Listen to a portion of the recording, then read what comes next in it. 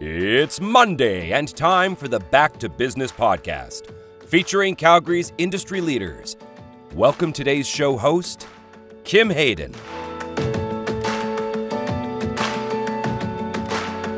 Fear of the unknown. We all have experiences. Dark room, under the bed. It's all about a human experience of being, what's next? How can I do that? Well, AI is a bit like that. And our next guest, Christa Hill with Tacit Edge, is here to talk about how we need to walk into the dark room. We need to deal with the boogeyman under the bed. AI is not out here to harm us. It's out here to help us become more efficient, to fail faster, to move forward, to meet our clients where they want us to meet them. So, get your pen and paper, get ready to go. Christa's got lots of information to share with us. But first, our land acknowledgement. We here at the Calgary Petroleum Club, in the spirit of reconciliation, honor and acknowledge that the land on which we learn, work, and live is Treaty 7 region of southern Alberta. This place is a traditional homeland for the First Nations and Métis peoples, and today we all are part of this treaty land. Alrighty, Christa, welcome to the show. Welcome. Thank you. Thanks so much for having me. I have to say, first and foremost, I love your hair. Oh, I'm thank having you. a little bit of hair envy over here. Yeah. Well, yours is normally I've got a sprinkling of those colors in there, so we're a good combo. I think. There you go. I feel like this could be like almost like the Analytics and Pat Benatar. There you go. Cyndi Lauper. Oh, Analytics I'll take and it. Cyndi Lauper sitting here doing it. There you go. Yes. She's so unusual podcast. Yeah, that would be a really good. Wouldn't that be cool? Future conversation. Yeah, Let's park future that for now. Let's conversation. talk about that so later. just yeah. let write in if this is what you want to hear, folks. Okay. Yeah. So you've had quite the career. First of all, thank you for taking time because I know you're smoking busy, and we're going to get to all the cool things you're doing. From product management now to in the AI and product leadership, which is a new iteration, obviously, because AI is fairly new. Walk us through a little bit, if you could set the baseline as to who is Christa Hill and how did Tacit come to play? Well, I've lived in Calgary my whole life, so it's been quite a journey that I've had here locally. And funny enough, I never thought that I would stay here my entire life, but now I can't see myself being anywhere else. We're in such an incredible city. So when I was younger, I enjoyed school. I was not the most, I would say I wasn't the top student, but I definitely wasn't the worst. There was always something really interesting and creative that I found at school. So I just chased a lot of the threads that felt good to me through the education system and out the other side. And then looked around and started discovering that technology was starting to really drive and solve business problems in new ways. And I found that through the banking industry. So my dad was a leader in the banking industry here in Calgary. He worked for RBC and Canada Trust. And so he was a branch manager and a leader within those organizations. So that was my first foray into watching complex money movement strategies happening right in front of me, and I was hooked. So when things started to progress where money movement was starting to happen online, I could see the banks were definitely curious and interested. And so I got a front row seat very early days to some of those first moves. And I thought it was really, I knew that would be my calling. I just wasn't sure how that was going to materialize because nobody had an imagination for where we are right now. Exactly. But I knew that this was for me. So I kept going within the banking industry for quite some time. I did take a pit stop into an earlier iteration of PayPal's number one competitor was in town. It was a startup called NetTeller, and I got a lot of experience and, again, more of a front row seat to what was happening and how we were starting to imagine money movement online and for what purposes and building products around it. And then I found my way into the health region where, the very early days of the integration of our healthcare record was happening. So again, another front row seat to a lot of innovation, a lot of really cool and interesting people taking on big problems in our province. Then randomly ended up over at Getty Images, where I started to explore what some of the retail side of money movement could look like. So As many of you know, Getty Images is where you can find and download images of celebrities for news organizations. And so search and search engine algorithms were an incredibly important, huge leap in technology. So again, I got a bit of a glimpse into that. And then from there, I found my way to Benevity, where I worked on the platform. So I took everything that I had learned to date, and again, really big problems that we're taking on, trying to move money to not-for-profits around the world who may or may not necessarily want US dollars. Really represents a lot of challenges from a product perspective. There was just an unlimited amount of really great product problems to solve inside that organization. So I stayed there for quite a while. We solved some of the bigger ones around the platform and scaling so that that company could really realize the dream of moving billions of dollars around the world, over the course of very short windows of time. And then another opportunity arose at Morgan Stanley for me to work again, following the trend of money movement, except with private equity, to be able to offer liquidity to employees that had private equity products within their organizations. And I thought that that was a really meaningful product to build. And so that was incredibly successful. And then at that point, I kind of looked around and I was like, all right, I know I can do this. I know I can train people to do what I do. I would love to start writing more curriculum and just elevate and bring more people to the field. I love what I do. You can sense my enthusiasm for technology and just all things that make people's lives better when I walk into a room. So I wanted to teach that philosophy. And there was not a lot of people around me doing it with a lot of joy. I'm not going to lie to you.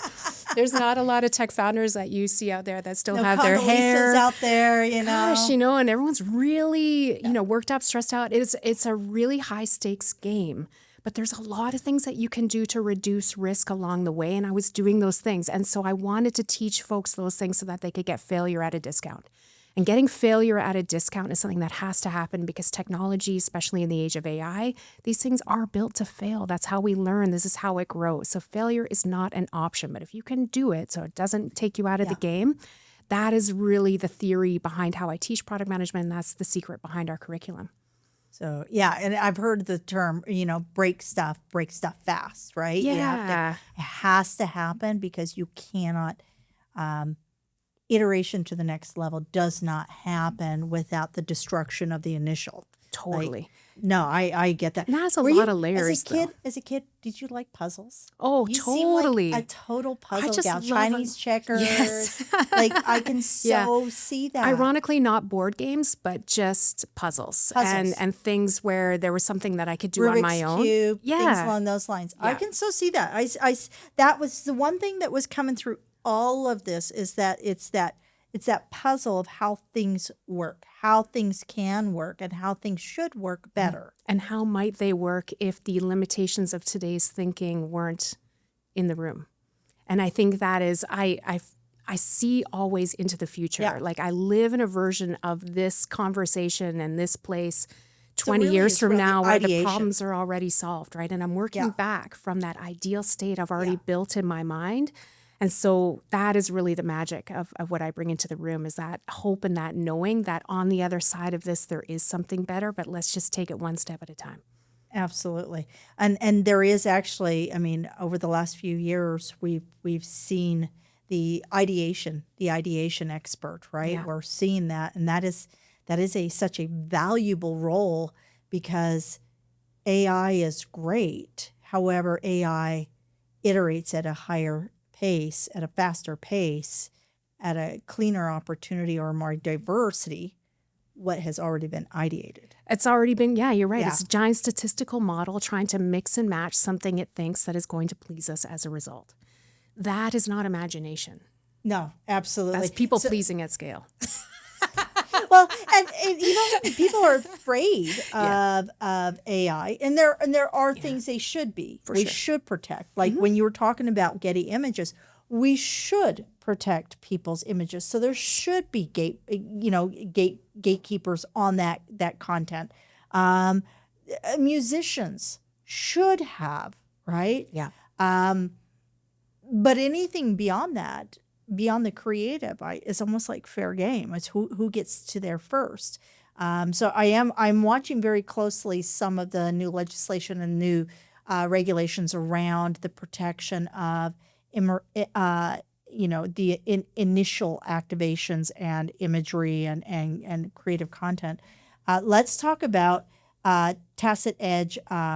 Is this strategic AI literacy for future work? What does that mean? So remember how I told you I live in the future? Yes. And in my mind, I saw when we started talking about AI, I started seeing it in its practical applications in the workplace and listening to what some of the executive teams were saying, what was behind it. I visualized a place where there was a lot of failure because there wasn't a strategy. And it is exactly where we are right now. So what I created initially in this first course, we did a lot of iterations, Renee and I. We had a lot of partners. We tried a lot of things. Where the failure points were and what we were observing when we put curriculum into the room was really, it just reinforced that overarching concept of if you build something for the sake of building it because you think it's a good idea, your chances of failure are exactly the same as what they are right now, which is very high, like 80-90% of implementing technology when it's solution-based rather than problem-based. So we're in this hype machine now where if you sit with an executive team, 97% of executive teams will say to you, we have an AI plan, we're using AI.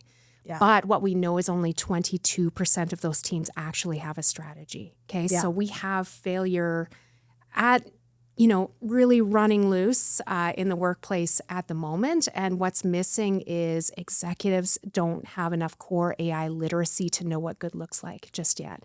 So it was our mission to make sure that as individuals that were coming in, as individual contributors that were experimenting on their own, because a lot of us want gains in our day-to-day work lives because our workflow and our workload aren't matching. Exactly. Which means we're using systems that are 20 or 30 years old, sometimes even 10 years old, and this will still be happening, where our workload is just, it's so out of control that we are, of course, going to be more attracted to tools that are going to help us with that, whether our employer agrees with it or not. Correct. Right? Because we're trying to get through the day. Well, some of those tools, it's interesting because I think this is just my personal opinion. Mm-hmm. I think we're at a point where traditional corporate spaces are now, there's almost this confluence of traditional corporate and the entrepreneur that has been online, right? There's this thing. So when I talk about some of the top kind of, like Russell Brunson, I've taken everything he's ever, because the man Me too, is okay. Okay, I yes, love him. Yeah, please. right. But if you take that word Doesn't Russell matter how Brunson, uncomfortable it is. Exactly. It's an education. And you share that person's information to somebody that's been in a corporate space, that's been working on corporate tools and platforms. They'll go, "Who's that?" And or it's they like, get have really you heard uncomfortable. Of a ClickFunnels? Yes. And they go, what is a ClickFunnels? And it's like, okay, so it's a methodology of how technology speaks to itself to drive the consumer, the UX. That's what, everything comes to that. Who is the consumer? Mm-hmm. Who is the audience? And lead generation. And bringing it all the way through. And I find a lot of people, and I agree with you, I hear AI all the time, and I'm very skeptical because I use a lot of AI tools, but they're not, it's having the connections between the existing tools I was already using. Yeah. So it's not a magic, like no, you just beans, can't go in and sprinkle it over everything. You still have to understand how things are moving. Yeah. So for companies that are coming online and they've been in the corporate space, and they have used this set of tools their entire 40 years in the business. And now all of a sudden they need to actually start merging and seeing what's going on in the public space. Mm-hmm. How do they start bringing those, how do they reconcile the two worlds without overwhelm?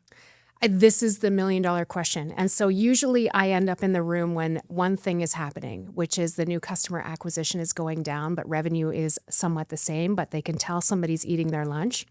And it's probably somebody coming in that has better data, that has tools at their disposal that they can't use because they have ankle weights around their data, right? So they have those CRMs or those ERPs that are 10 years old. And again, that workflow and workload are out of control. Yep. So really what I would say, in a perfect world, especially in Alberta, we have a lot of those environments. but it is data rich, right? So Yes. let's focus on the thing that we do have. We have a lot of people with a lot of heart and a lot of grit and a lot of great data at their fingertips. So your path forward in AI isn't going to be to completely imagine the business from top to bottom. It's going to be to start in the areas, like I said, where you can free up your people, get their workload back under control, get that workflow reimagined for just making it manageable so that they can see the unseeable, right? So Yep. if you can sprinkle, and there will be ways that you can do this, a system that can overlay your existing technology that would allow you to have a two-way conversation with your data in ways you never could before, then all of a sudden what you look at in your monthly reports could totally change. You could have a conversation with the monthly reports. You could ask it to spot, is there any opportunities that we're blind to because we've been doing things the same all the way along? So adopting AI in your organization isn't about bringing in a consulting firm.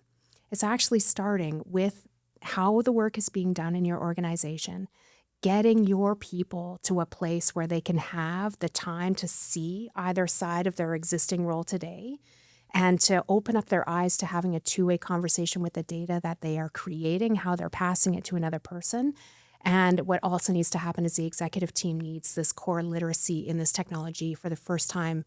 It's very rare that you would see a big movement in technology where the executive team also needs the training, but they need Yes. it because they need to write the strategy around what the people are discovering. And this is going to be a total change in the playbook. And that's why everyone's really uncomfortable, because we're using the old playbook and getting HR to go find a training program, get our people trained up.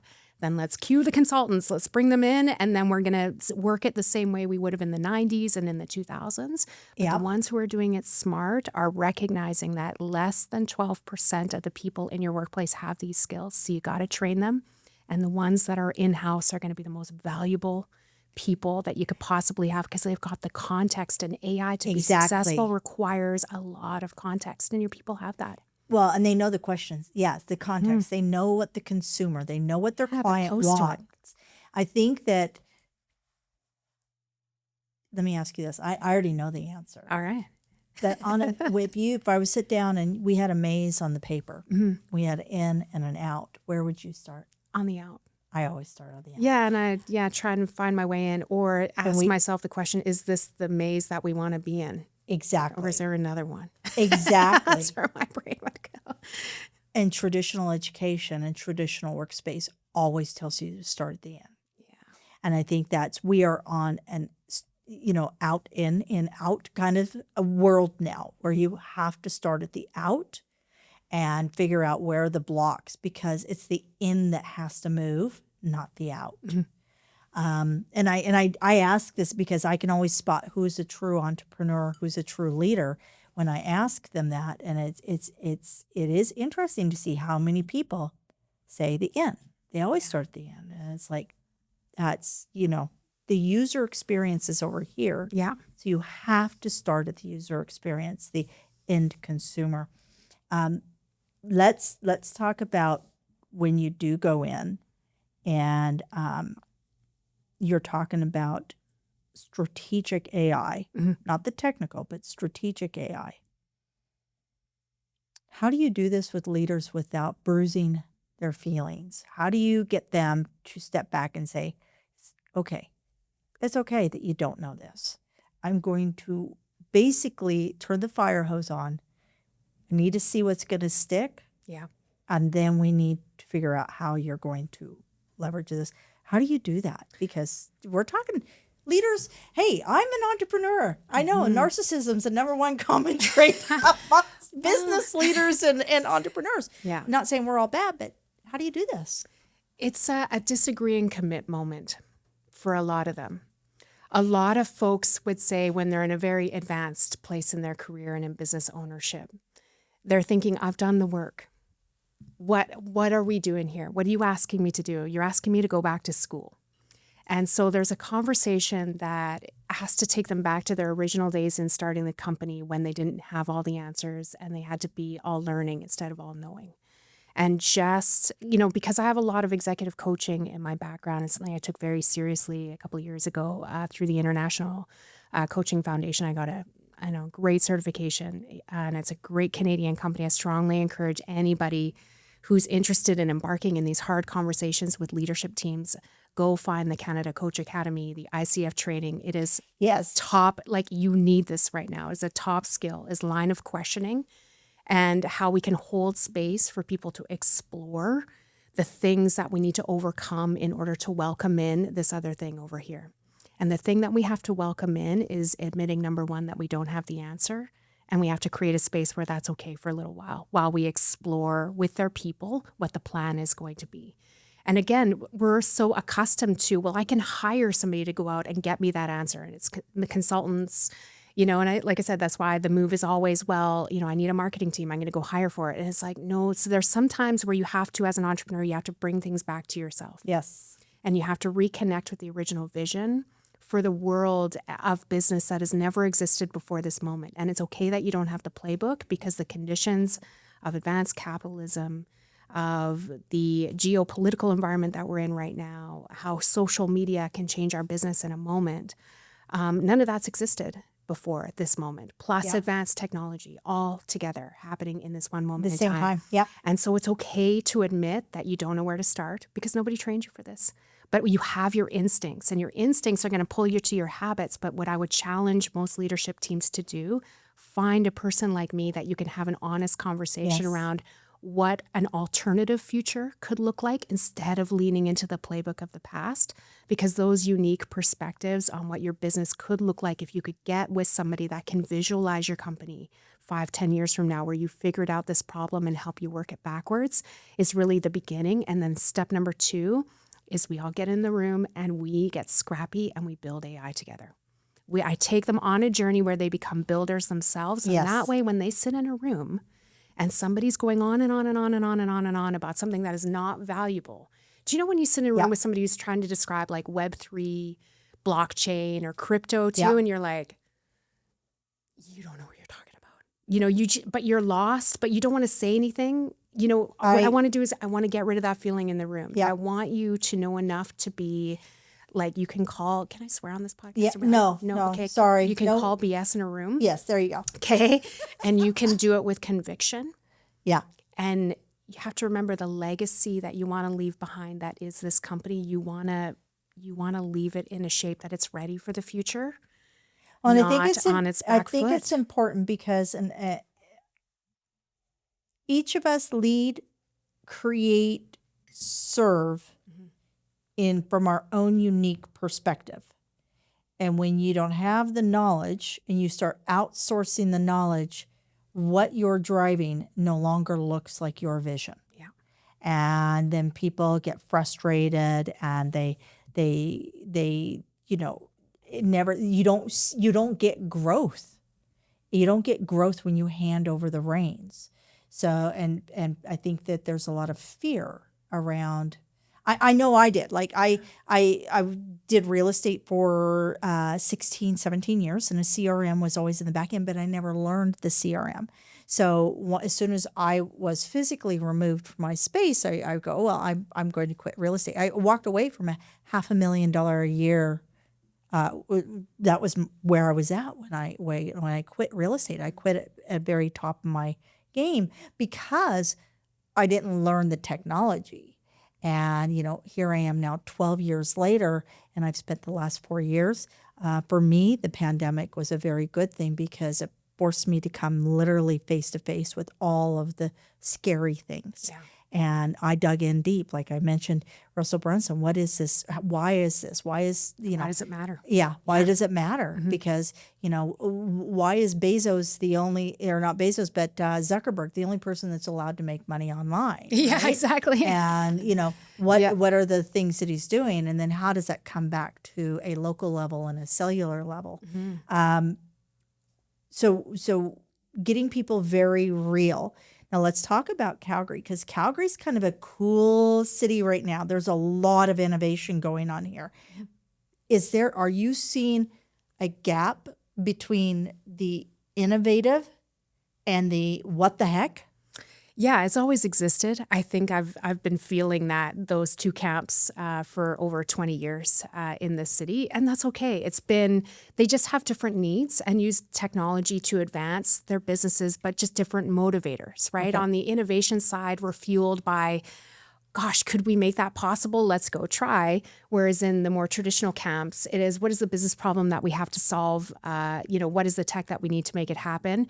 And below ground, the innovation in those camps is unlike anything you've ever seen. But above ground, the technology is behind. So I would say both of them have a lot in common, but one of them just really went all in on the below ground technology. The other one has done it above ground, so you can really see it. But they both are living the same story, but for just different motivators. So I would say the biggest opportunity is for the above ground technology to start matching the below ground story, and just for us to say it's okay that that technology now, when it hits our back office, let's lean into it in a way that we haven't before. Whereas again, the tech company story within Calgary, they don't have that problem because they're iterating and always trying to run lean. So they've always been very advanced with their back office practices until they get to a point where they really need to invest in technology to help move that. And that is a great problem to have.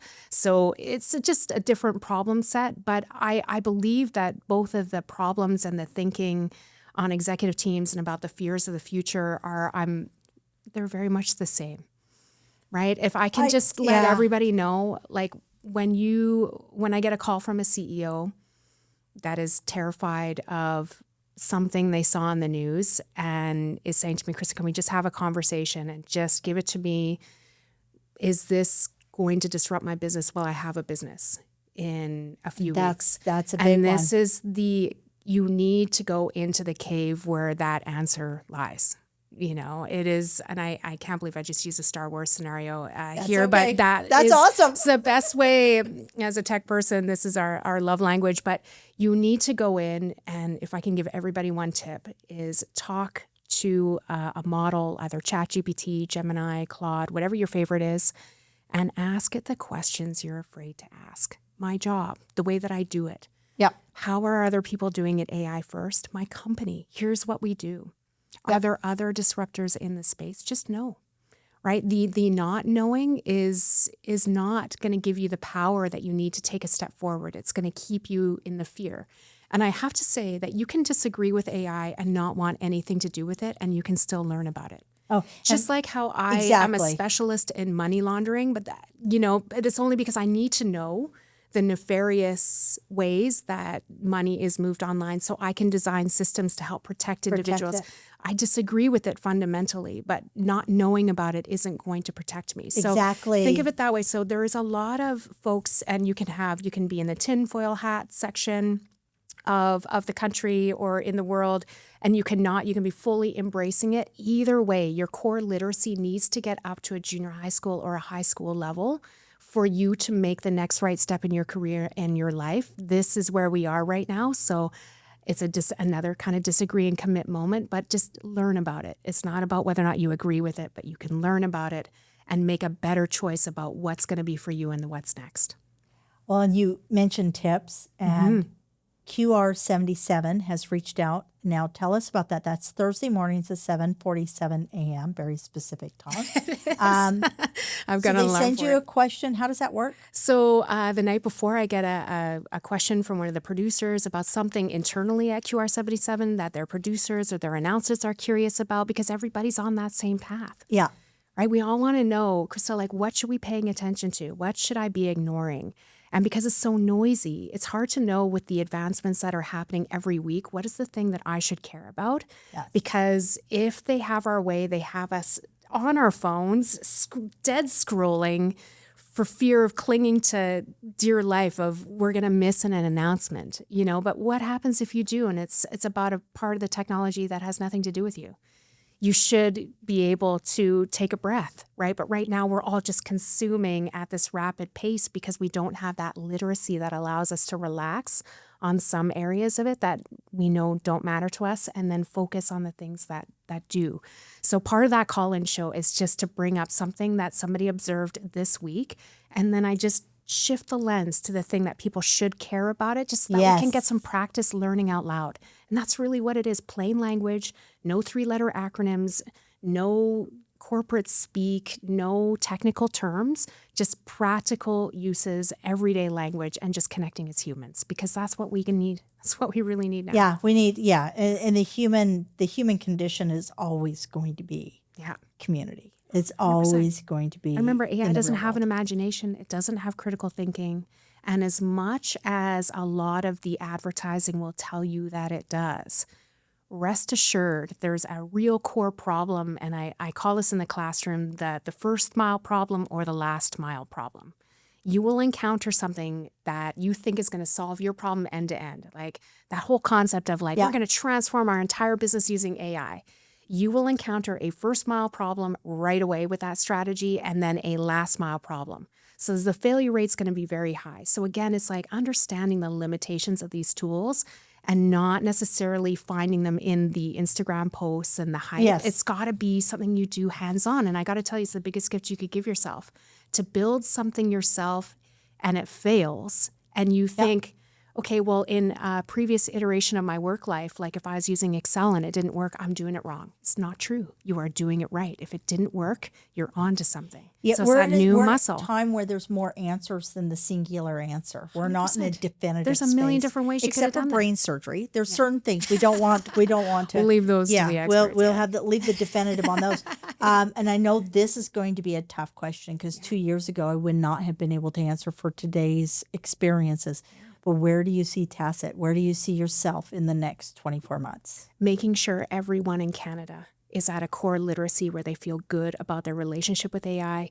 They know what they need to focus on. They know why it exists. They're using it in a way that benefits them, and we can all drive our economy forward with it. That's where Tacit will sit at the intersection of that at every level. All right, folks. I'm with you. That is awesome because it goes in alignment with we're one of the most educated countries on this planet. Yeah. We are approaching everything, I believe, as balanced as you can. I think right now Canada is in a really amazing spot, and we as Canadians should be looking at every opportunity because there's a ton of them out there right now. We are in such a good position, and everybody loves Canadians. Let's real quick, I'd love for you to close this out. We're going to bring it back to the human element. How do you leverage networking or connectivity like here at the Calgary Petroleum Club? So you're in a digital space, but how do you leverage the human space to elevate Tacit Edge? I use these spaces to do a lot of thinking and exploration and to learn more about how other people are thinking about it. And then I just keep asking questions and just to see if I can discover more about what their next step might be if they're unsure, and just to provide those resources for them. And again, keeping it really real, not technical language, just very human conversations, just like this. This is really the mission. And again, I've got a ton of AI tools running my back office right now so that I'm here not sweating that I'm missing some massive opportunity that's hitting my desk. I know it'll still be waiting for me when I get back. And so just using events and being at the Petroleum Club and just being in the moment, I think is one of the biggest gifts that this technology gives me as an entrepreneur. And then I can share those stories with other folks in the business community because you want what I'm having, right? You may not be going to the lengths that I'm going to with it, but the amount of self-confidence and pure joy that I have within bringing this technology into my company and living it and teaching it and making sure that everyone has access to this level of competence and confidence that I've got with it is really just the mission every day. How many rooms can I get into? How many microphones will somebody give me that we can just one conversation at a time? And I know that sounds really old school, but it is one conversation at a time where we can talk about real human fears and just help people walk that new concept of what the new playbook will be, which is I don't know the answer, but let me take one more step towards education to figure out what my next step will be. Christa, this is awesome. You'll be doing some talks here at the club also. I think you're fairly easy to find. We'll have all of Christa's information in the show notes. And, we're in a time where The opportunities are limitless. They truly are. And yet, at the end of the day, it comes down to very simple equation. What does your client need and want? What does your company need and want? And you are truly the only person that understands this to its nth degree, all the way in the core.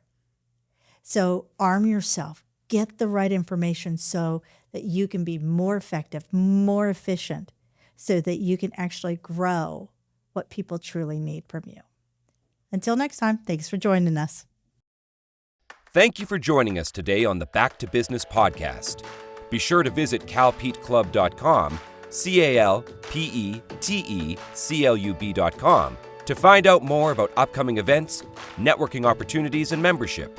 If you are not already a valued member at the CPC, where we are proudly connecting and supporting Calgary's business leaders.